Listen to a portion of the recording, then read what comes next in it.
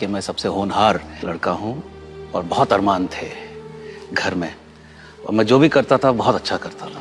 मेरे जितने दोस्त थे उनके माता पिता कहते थे इसके पास जाया करो, इससे पढ़ा करो, विजय जैसा बनो। लेकिन क्या होता है कि करीबन 13-14 की उम्र में थोड़ी सी एक आज़ादी मिलती है जी। तो हमारे एक मित्र थे, तो वो कहता था कि उनके पिताजी के कबर्ड में एक बोतल रखी रहती है, हम लोग कोशिश करते हैं चखते हैं, और ये सारी चीज़ें एकदम कभी किया नहीं। हम लोग के लिए लग रहा था कि अब मर्द हो रहे हैं, बड़ा हो रहे हैं। तो ढक्कन खोला उसने, भरा, पहले उसने गटका, फिर दूसरे दोस्त को दिया, फिर मुझे दिया, और जैसे ही अंदर गया एकदम मुझ में एक गर्मी पैदा हुई, रोंगटे खड़े होने लग गए।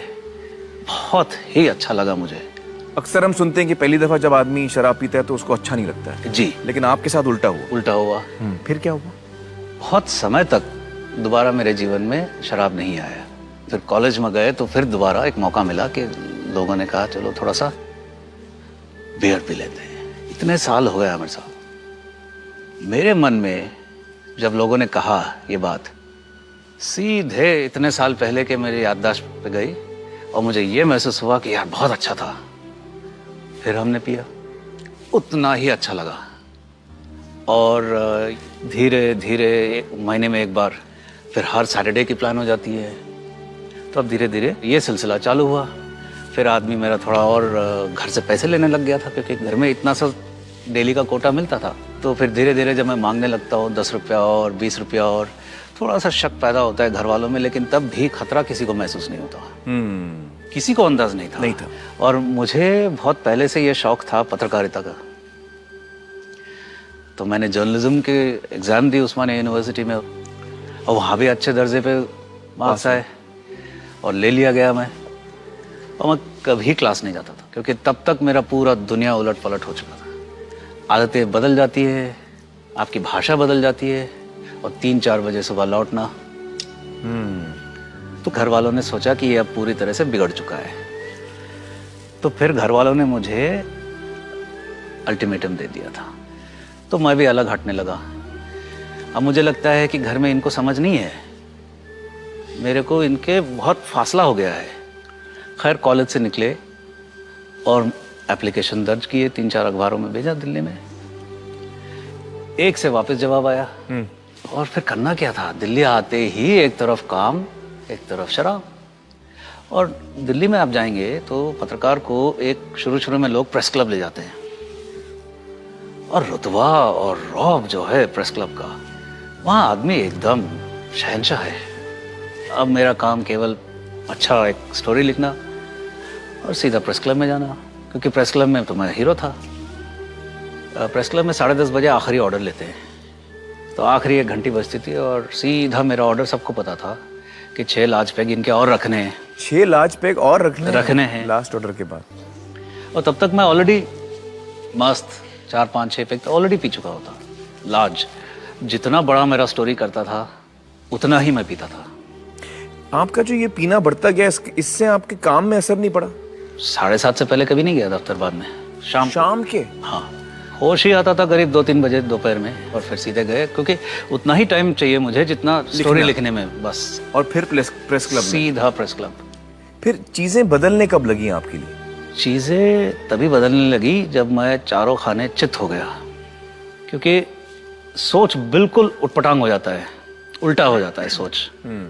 एक दिन अचानक दरवाजा किसी ने खटखटाया, तो सामने मेरे माँ बाप, जिनको मैं कई साल से देखा नहीं, जिनका कोई मतलब है नहीं, कमरे में पूरे सिगरेट, बोतलें, मुझे बताया नहीं इन्होंने क्या आ रहे हैं। तो बस यूं ही तुमसे मिलना था तो चले आए।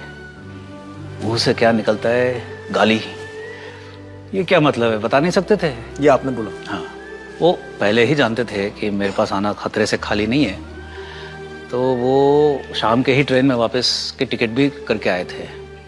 और उतना भी मेरे से नहीं हुआ, तो मैंने कहा शाम का गाड़ी है ना, तो स्टेशन में तो बैठ सकते हो। घर से निकाल दिया आपने? जी। और काम में भी अब मैं दिलचस्पी धीरे धीरे हटने लगता है। फिर मैं जाना ही बंद कर दिया काम पे। तो वहाँ से फिर संपादक समझ गए कि बहुत भारी कुछ समस्या है, अब तो खबर भी नहीं कर रहा है। तो बोले कि भाई आप ठीक होके आइए या फिर छोड़ दीजिए। अब ठीक क्या होना था, क्योंकि मुझ में समझ में भी नहीं आ रहा था कि कोई समस्या है। तो आपकी नौकरी भी गई? इस दौरान मैं शायद घर 2 या 3 बार गया हूँ सिर्फ पैसे मांगने, और तब तक मेरा इतना बदनामी हो चुका था कि मेरे माता पिता जहाँ भी रहते थे पहले ही दरवान से क्या करते थे कि फलाना कोई आए और पूछे कि हमारा बेटा है, वो किसी को नहीं आने देना। कहने का मतलब ये था कि तब तक मेरा उनका पूरी तरह से दुश्मनी हो चुका था। इसमें आपको देखिए इज्जत कैसे खत्म हो जाती है, क्योंकि मेरे से डरते थे राजनीतिक दिल्ली से, क्योंकि उनको ये लगता था कि मेरे पास सारे खबर है, होता भी था। तो सीधा मैं उनको बता देता था कि मुझे इतना रुपये चाहिए। पैसे तो मिल जाते थे मुझे, मैं लेके निकल जाता था उनके घर से, लेकिन उसके बाद मैं फिर दोबारा मुझे उनके घर में एंट्री नहीं मिला। अजनबी लोगों से भी आपने पैसे लिए? मैंने शायद किसी को नहीं छोड़ा। नशा चीज ऐसी है कि नशे में सब घुल मिल जाता है, कुछ नहीं बचता। हर एक को रोक के, आप यकीन नहीं करेंगे, मैंने पुलिस वालों से पैसे लिए। घर में बाई से पैसे लेता था मैं, जो काम करने आती थी उससे मैंने उधार लिए। बहुत सारे ऐसे हुए नाटक जहां सलाम, और जहां लोग डरते थे मेरे से और सब मेरे खबर पढ़ते इज्जत थे, करते थे, सब खत्म। और अभी किसी के नजरों में इज्जत नहीं ना। अब उस समय ऐसा आ गया लेकिन था, नशा अभी भी वही बरकरार है कि रोज आप नशा करेंगे? ज्यादा करते थे बल्कि, क्योंकि अब तब तक पीता था कि बेहोशी के आलम तक ना पहुंचो। मकान मालिक था, अब भाई वो भी परेशान कि 3-4 महीने से किराया नहीं आ रहा है। अब गाली गलौच निकलते हैं, जब गाली गलौच पे आ जाती है बात तो फिर हमें कटना पड़ता है। दिल्ली के ही सड़कों पर मैंने 9 महीने बिताए। दिल्ली के सड़कों पे 9 महीने बिताया? जी। खाना कैसे खाते थे आप? उस समय खाने से कोई मतलब नहीं है, मेरा खाना ही पीना था, खाना ही नशा था। इसका कारण भी है, क्योंकि इस स्तर पर जब एक इंसान पहुंच जाता है तो इसके सारे चीजें बंद हो जाते हैं शरीर के। आपका यूरिन पास नहीं होता, आपका पसीना बंद हो जाता है। तो अगर आप कुछ डाल रहे हैं अंदर तो वो निकलता नहीं है। उसके बाद मैंने खाना बंद कर दिया, नशा नहीं बंद किया। खासियत देखिए नशे का, एक इंसान नशा बंद नहीं किया, मुझे क्या लग रहा है, अरे समस्या तो खाना है। तो खैर नई दिल्ली के स्टेशन पे मैंने बहुत समय निकाल ली। तो रेल डिब्बे के टॉयलेट में ऐसी जगह है जहां धरती पर कोई और नहीं झांकता, सफाई के लिए भी नहीं आते, और वहीं आप जा सकते हो जहां मक्खी भी आने से डरे, क्योंकि वहां कोई आपके आसपास नहीं होगा और आप नशा चैन से कर सकते हैं। और वही अखबार बिछा के, जिसपे आप लिखते थे एक जमाने में, जिसमें आप पत्रकार थे। मतलब कहाँ आप एक दिग्गज पत्रकार जी और कहाँ आप सड़क पे पहुंच गए, ये शराब की वजह से, उसके नशे की वजह से। जी। तो अल्टीमेटली आप इसमें से निकले कैसे? मैं निकलने वाला थोड़ा ही था। मैं तो ये सोचता था कि जबरदस्त नशे में निकलो इस दुनिया से। आपने सोच लिया था कि अब मैं ऐसे ही मरूंगा, मुझे इसमें से निकलना नहीं? असंभव था उस समय। तो फिर क्या बचा, जो किडनी बेचने के धंधा करते थे। विचार आया, क्योंकि अच्छे विचार आते हैं नशेड़ी को, ऐसे ही विचार आते हैं। 1 लाख का सौदा भी करीब करीब मैंने कर लिया था, पूरा तैयार था मैं। अचानक मेरे मन में विचार आया कि भाई विजय, तू ऑपरेशन टेबल पे ही चल बसेगा। तो मैं रुक गया। अब पैसा नहीं मिल रहा, जान नहीं बचा, मरे जा रहा हूं, नशा नहीं हो रहा। आखिर में एक ही व्यक्ति था पूरे दिल्ली में जिससे मैंने पैसे नहीं लिए थे। तो मैं वहां पहुंचा, वो दूर से ही समझ गया, काला सा एक इंसान आ रहा है, बदबू आ रहा है। तो उसने कहा कि विजय, मैं तुम्हें 10 रुपया भी नहीं दूंगा। फिर वो बड़े सारे फ़ोन करने लगा। पता लगा कि वो कहीं अपने दोस्तों को फ़ोन कर रहा है ये जानने के लिए कि एक नशा मुक्ति केंद्र कहाँ है जहाँ पे इसको रखा जा सकता है। भर्ती करवा दिया नशा मुक्ति केंद्र में। तो अब अगले सुबह से फिर पागलपन चालू, नशा चाहिए। एक दिन निकल गया, अब हर जगह से पानी निकल रहा है शरीर, जो जितना बंद हो गया वो खुल जाता है। पसीना ही पसीना, आंख में से पानी, नाक में से पानी, दस्त या जुलाब जिसको कहते हैं, डायरिया, जो महीनों से नहीं गया, और वहाँ से नहीं निकल रहा टॉयलेट से, हालत ख़राब। तब भी मेरे में अकल नहीं, तब भी मैं क्या कह रहा हूँ कि भागने की तरकीब सोच रहा हूँ, और वहाँ मेरे जैसे ही और लोग हैं पागल। ऐसे एक और मिल गया मुझे। हम दोनों ने प्लान बनाया, सबसे बदला ऐसा लेंगे कि लाल किले पे जाके नशा करेंगे। तीसरा दिन सुबह जब सब नहाने गए, बाकी लोग, सुबह मैंने दौड़ लगाया।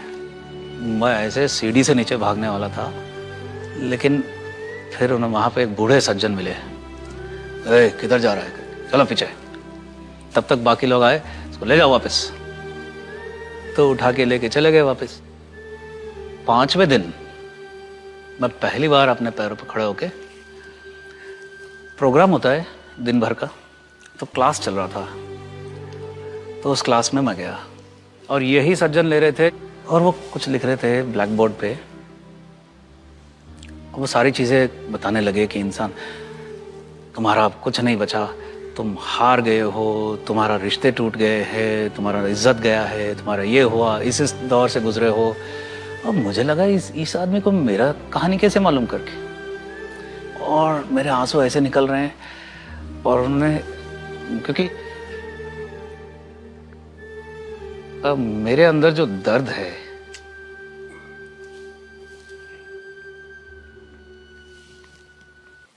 मतलब वो सारी चीजें जो कह रहे हैं, वो आपको लग रहा है कि यार यही सारी मेरी सच्चाइयां हैं? जी, पहली बार जीवन में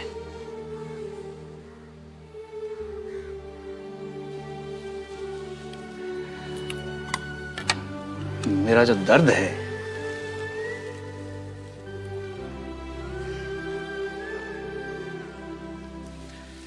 वो कोई समझ पा रहा था। वो क्लास खत्म हुआ, मैं भागे भागे उनके पास गया। अरे, how do you know about me करके। तो he said, मैं तेरे बारे में नहीं बता रहा था,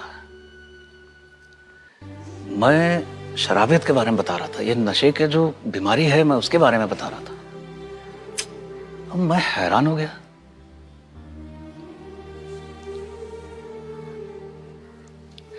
वहां गाली, कोई गाली नहीं दे रहा है।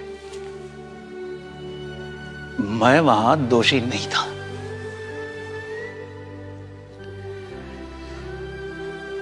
और ये बहुत बड़ी बात थी। तो वो पल से, उस घड़ी से मैं दोबारा मुड़ के नहीं देखा। शराबी अगर दोबारा जिंदगी में आना चाहे तो शरीर तो फिर भी ठीक हो जाएगा धीरे धीरे। सबसे मुश्किल काम भूल सुधार, जिसको लेखा जोखा बोलते हैं, नैतिक लेखा जोखा लेना पड़ता है जीवन का। आपने क्या ठेस पहुंचाया किसी को, औरों से आपको क्या ठेस पहुंची, कैसे आपने क्या किया, किसने आपके साथ क्या किया, उनको माफ करना पड़ता है और मुझे माफी मांगनी पड़ती है। तो आपने ये किया, मतलब हर इंसान से आपने माफी मांगी? अभी पूरा नहीं हुआ। मैंने जो घटना बताया आपको, आखिरी बार जब मैंने माता पिता से मिला और उनको घर से बेघर कर दिया, जाके स्टेशन में बैठो जब तक ट्रेन नहीं आता है, उसके 2 हफ्ते बाद मेरे पिताजी ने मुझे चिट्ठी लिखी। उन्होंने उसमें लिखा, अंग्रेजी में लिखा कि it is a curse to have you as a son. तुम्हारे जैसा बेटा होना एक श्राप है। मैं नहीं मिला उनसे दोबारा। उसके 1 महीने बाद मुझे खबर मिलता है कि उनका देहांत हो गया। मेरी माँ बची है, वो अलग रहती हैं, मैं अलग रहता हूँ। अभी भी मैंने उनसे भूल सुधार किया नहीं हूँ। वो कभी मेरे से बात नहीं करती है। अगर वो देख रही हैं तो मैं यही कहना चाहूँगा कि अब मैं समझ गया हूँ।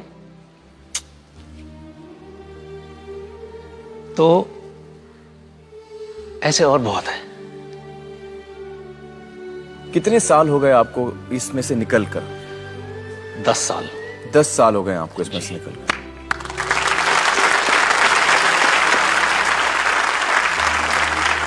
इन 10 सालों में आपकी शादी हुई? जी। मतलब आप में जी। इतना सुधार आ गया, दूसरे व्यक्ति ने भी आपको अपनाया पूरी तरह से। जी, और ये बहुत ही खुशी की बड़ी बात है। बहुत ही खुशी की बात है। वो आज मौजूद हैं हमारे साथ। मुझे बताइए कि वो बुजुर्ग जिन्होंने आपकी मदद की थी, क्या उनका नाम क्या है? ऑस्वल्ड पेरेरा, और उन्होंने 10,000 लोगों को नया जीवन दान दिया है। वाह, इस क्षेत्र में माने जाते हैं। जी जी जी जी। पेरेरा साहब, अगर आप ये प्रोग्राम इस वक्त देख रहे हैं तो हमारे तरफ से सलाम कबूल कीजिए।